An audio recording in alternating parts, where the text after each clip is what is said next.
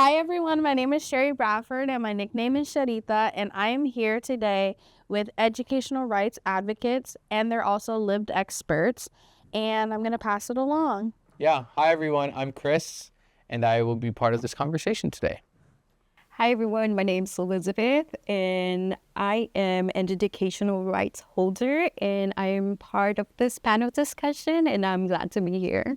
And we're going to be talking about educational rights and then the importance of having an educational rights holder.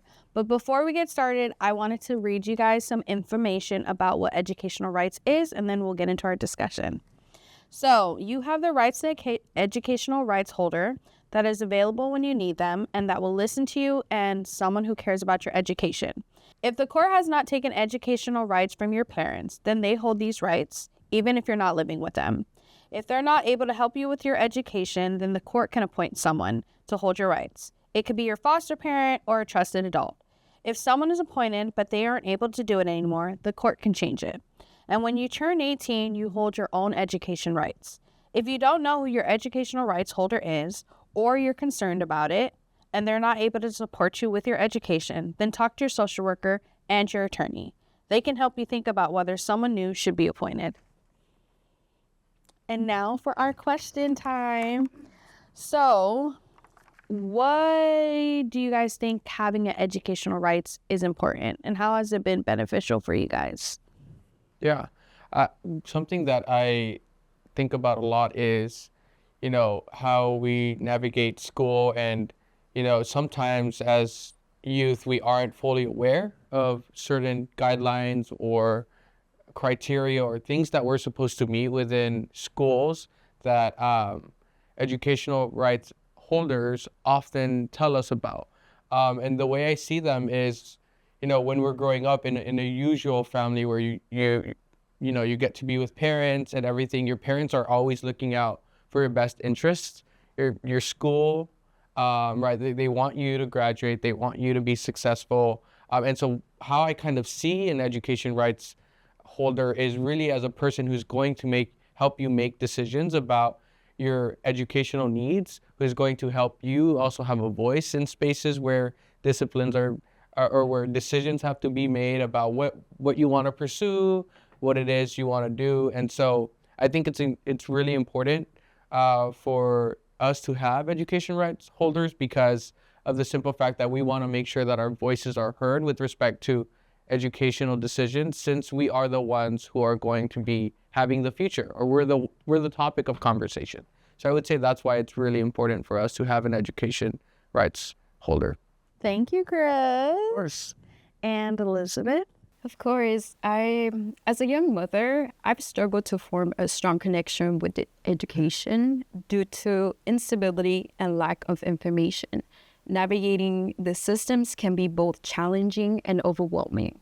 So for me, what it looked like, education was something that as a young adult with a child was very important to me to pursue and continue with. But unfortunately, due to the fact that I was a young mother and had a child with me, navigating the systems was very challenging. From having a social worker to foster parents who basically are supposed to help you navigate systems like this, such as like education, mental health, housing, as well as your health overall and your child's health. For a lot of the people that will be watching today, I think your story is very unique because you also had someone to take care of. So give me like a little background, a little story if you can. One of the stories was that, when I was in foster home, I had to basically kind of obtain transportation. And one day, I was carrying a stroller, kind of have my backpack and materials, and I got on the transportation bus, the public bus. And basically one day it was raining and I'm like, I have to make it to school, determined with a good head on my shoulders. And it was really difficult because, talking to social workers, talking to people who care about like, hey, I'm getting to school, but I'm still struggling. How does this look? Who do I reach out to support to? The counselors know that I was switched from my stable home to like a different location due to like circumstances that I cannot control. And, the school system itself was not very educated of what the transition looks like. So, like, if you're a young mom, how does that transition look like within your education, but also at home, which a lot of, I feel like a lot of systems are not really educating, you know, how do you make that transition, but how do you also support that transition? You know, arriving late to school, having doctor's appointment, potentially being missing school because I had to go to court, basically figuring out what's happening with my case, but also taking those transitional steps of, you know, exiting foster care, but as well, what does that look within mental health, housing, taking care of a child, because as well, like, you know, as a mom, there's a big responsibility that lays within your children. So I would say those are the people who kind of gave me that navigation. Personally, I did not have anyone to engage with. Social workers, of course, are piled up with a lot of workloads, but I myself took the initiative to potentially kind of start asking questions and the following steps and the next steps. And and what that looks like now as a parent, being more engaged, listening, always asking questions, making sure that my child at the end of the day is receiving the needs that he needs, the essential needs for his education. Okay. And then did you have an educational rights holder that was specifically helping you, or you had to advocate too? Advocacy. I would say I always advocated for myself and as well as for my child. Yeah, and if I may just quickly add to that, as I'm listening to you talk a little bit more about your story, I think thinking about education rights holders, and you know, you mentioned you had to do a lot of advocacy, and so much of the time that happens because we, as folks with lived experience, or as folks who are trying to navigate the systems, are unaware of certain things that exist, certain rules,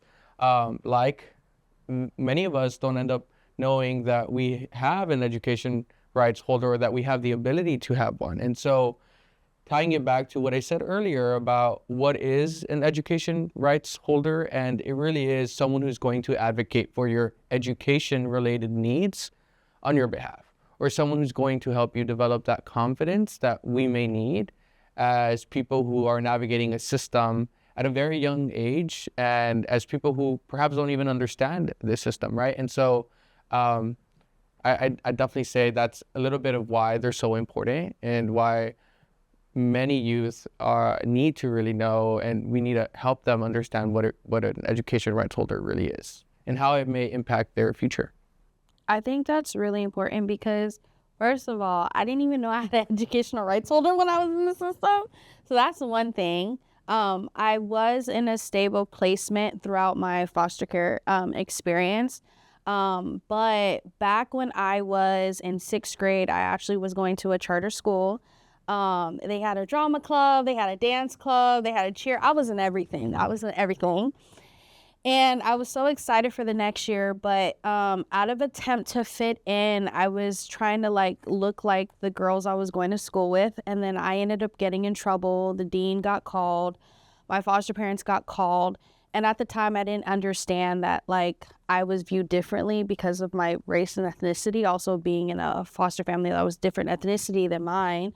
So they took me out of school. They were like, we don't want to have you here and risk you messing it up for our kids. So they took me out of that school and then sent me to the school that was right next to our house, which was a lower funded school. And I remember I was in class and I'm talking to my teacher about just what I want to do in the future and something and all this stuff. And she's like, you should be a politician. I was like, I don't know about that. I'm trying to be a fashion designer or something.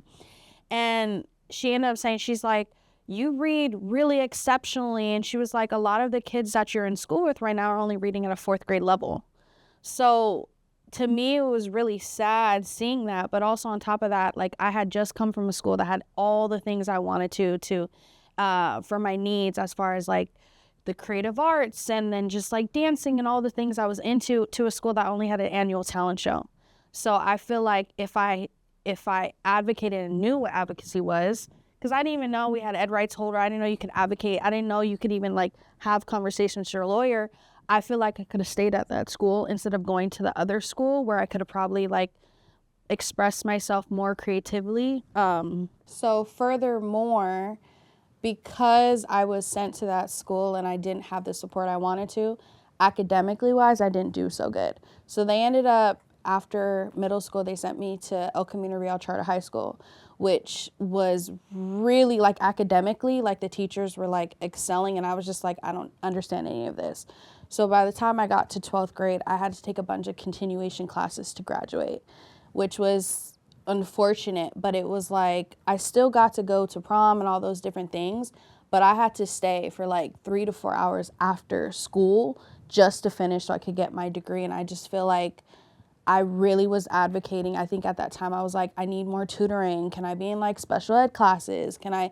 And my foster parents were like, no, we're not going to have you after school longer than you need to be. That's more paperwork, things of that nature. And I just really feel like if I had an educational rights holder that actually listened to me and was like, hey, you know what, we'll get you an IEP or we'll get you some more tutoring and things of that nature, then I probably would have been able to maybe go to a 4-year university right after I graduated high school. And I think that was one of the like saddest things for me. That's why I pushed so hard in community college, because I was like, all my friends are going off to colleges and I'm like literally going to community college because I have to take all these continuation classes and my grades weren't good. But I think specifically for me, I just had an ed rights holder. They just didn't listen to me. So I think for me, what's important is making sure that like when you are selecting your ed rights holder, that they actually listen to you. And if it's like having an IEP or having more like intensive classes where they go slower, I think them listening to that and advocating for you on that behalf in court is also beneficial. Yeah, and that got me thinking a little bit about kind of, what, if we were to have the traditional path where we had our parents with us growing up and they provided mentorship and they were very invested in our education, then they would have had a better understanding of what our likes and dislikes and passions are. So I think when thinking about what an ed rights holder is, also maybe thinking about, selecting folks or having folks in your circle who are invested in you enough that they care about your voice and what you have to say, but also that they understand what your dislikes are, what your likes are, what your passions are, and how you want to make an impact in this world. I think earlier I talked a little bit about when we started talking about what an ed rights holder is, and even then at times, now that I'm even older, I think about what it is, and a lot of times, earlier I mentioned a little bit about how it was like I didn't really know if it was my parents or not, but your parents are your ed rights holders until they're not, right? Because if you no longer have parents, then you need someone who's going to have to help you make those decisions, right? If your parents are no longer with you for whatever reason, right, you're going to need folks to be able to help you make those decisions, because at the end of the day, we're minors. And so again, I think kind of emphasizing that piece, right? You have ed rights holders because your parents have your best educational interest at heart until they are no longer a part of kind of our trajectory or our journey. And then we have to figure out, okay, who is the best next person to be that person who's going to look out for our interests. Goodness. And I would just say to improve educational outcome, it's essential to prioritize education needs and ensure thoughtful coordination among the education, foster care, and probation systems. I feel like they all have to be connected, because at the end of the day, you're dealing with the foster care system. You're being a young adult, who still attends actively in school or in education in one way.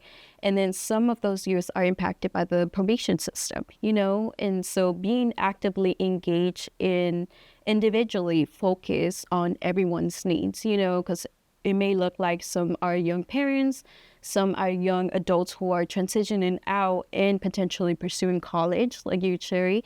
And, having those stepping stools to transition efficiently, but able to support that navigation and, that future that you're constantly seeking, and having those resources and those supports, I feel like is essential and is very needed. And basically, young people have the right to stable, healthy, and affordable education that meets their unique needs. Many are successfully embracing their roles as parents or students, actively working towards stability and healing their lives. They are determined to create a better future for themselves and their families. To improve educational outcomes, it is essential to engage in the educational needs of youth to ensure supported coordination amongst the education, foster care, and probation system. Well, thank you, Elizabeth, for saying that. And I just wanted to reiterate something that Chris said earlier, and then also from your amazing story about just you learning how to advocate for yourself, but even as a young mom, is if you have an ed rights holder and you feel like they're not advocating on your behalf. So it's, hey, I want to take some IEP classes, or hey, I want to get some tutoring, and they're not doing the stuff that you feel like you need. You could always change. Talk to your social worker, talk to your attorney. I think it's also very beneficial. And then also to kind of hone in on that, just going to deliver educational trainings at different STRTPs. I've seen a recurrence themes of young people saying, hey, I want to go to prom, but I'm going to this continuation school, or hey, I want to do this, but I have to go to school that all the other kids go to. Also, I just want you to be mindful that your group home staff don't make your educational decisions. They can't also be your educational rights holder. So making sure that you're communicating your needs is very efficient. So if you do want to change your ed rights holder, if you feel like, hey, you know what, I want someone who's going to invest in me, invest in what I have to say, and invest in my goals, definitely change your ed rights holder or start having those conversations. And then furthermore, we've touched a lot on graduation. There's a bunch of different graduation options for young people as they're in the system, as they're exiting the system. And I would like you guys to touch a little bit upon like graduation and just the benefits of getting your diploma, but also like just alternatives for young people if that is their goal. Yeah. When I was in the system, which was at a very young age, I spent a lot of time, as Elizabeth mentioned, kind of with her experience, she spent a lot of time in court. I also spent a lot of time in court in my younger years. And so I missed a lot of that kind of foundational early education that I needed. I had a speech impediment, and it was very hard for me to be able to communicate with other people. And so when I finally arrived to high school and my parents had regained custody, I spent a lot of time going to class and learning and meeting new people and developing some skills that I think are important for people to that people gain in high school. And so for me, it was not only about getting the diploma, but it was also about picking up some of these skills that I hadn't developed when I was younger because I was just never at school. I was in a courtroom. I was having conversations with my social worker. And so for me, it was kind of a goal that I had. Yes, I want to graduate from high school and I want to go to college and I want to do more. But it was also about getting some of these skills, communication skills. I think that is really crucial. And I think something I really liked how you said was you use basically the lack of early education, and that's what pushed you more towards like, hey, like I want to take these classes, I want to get my diploma and things of that nature. And I think one thing I'm gonna take for that is options. You do have options. There's gonna be links after this video with the different options as far as like even if you're in a situation where you have a certain amount of credits, there's other options for former foster youth where you could take less credits and get your diploma versus taking more classes than you need to. So just having that diploma gives you options and opens up doors. Furthermore, if college is an option for you, you can look into that. If it's maybe like a trade school, you can look into that. But the whole goal right now is just basically making sure you have an ed rights holder to help you advocate on your journey of middle school to elementary school to high school and giving you that support that you need. So I definitely do like that you kind of spoke on your story, and it's really amazing. And I couldn't even tell you had a speech impediment. I did. So as we go into our next segment, I just want to reiterate and then just say that you have the right to have equal education just as much as everybody else. But in this next segment, we're going to talk about alternative ways for you to get that same education with fewer credits. And they're going to go into detail about that. But I also want to say that if you want to get the full education, you also have access to that. For my specific case as a young mother, I needed accommodations due to the fact that I couldn't attend school as actively as my peers, you know? So I was struggling, you know, making it to school, potentially being involved in what that looked like, you know? So it's kind of hard, and having those conversations with my school advisor was very helpful to really kind of take an in-depth look of how my graduation requirements look like, you know, and potentially transferring out into college and how that transition looked like. So, you know, just always communicating with your school counselor and basically asking the questions of, am I required to take these credits, or how many credits can be reduced, you know, especially within being part of the child welfare system or probation system, you know, and being a young parent, you know, who could potentially face homelessness. So I think it just kind of, it goes in further into everybody's individual plans. You know, if youth really want to reach out and get those support services, I believe that we all created a flyer and basically kind of had bullet points and have a further understanding. Thank you so much. She was talking about AB 216, which Chris is going to go a little bit more in detail. We actually have a video that goes way more in detail about what AB 216 is, but he's going to give you a brief description. We want to also be mindful in each of our videos. As we're giving you the lingo, we're also explaining the lingo, because I know sometimes the acronyms and these words, you're probably like, what is it? But overall, as she was saying, it is an option for you to take fewer credits, but that is not for everybody. We do want all of you guys to get that full education. But if it is a situation like Elizabeth, where it's, hey, I can't be as active because I'm a parent, or I'm switching schools, or I have to figure out my housing situation, we want to make sure that you still are able to graduate and get that diploma, even if it is like, hey, sitting down with your educational rights holder or your team and discussing next steps and possibly alternatives. Yeah, and for right reason, right? I mean, I didn't really understand what a lot of this lingo was growing up, and even now as I'm older and I'm trying to understand more things about me and about the world itself, there are some words that I still don't even understand. So, I mean, when it comes to AB 216, it really is. I think, Elizabeth, you talked about it really well. You talked about how your experience, you had a lot of, you had to be in the court a lot. You had to be in these different spaces that a traditional journey wouldn't entail, right? How many kids who have parents are you know, at school from 7 to 3 p.m. or whatever time it ends. And so really with AB 216, students who have already had all of these kind of elements or experiences that have impeded them from going to school every day, from taking certain exams. And so this is really supposed to help us, right? AB 216 is supposed to help us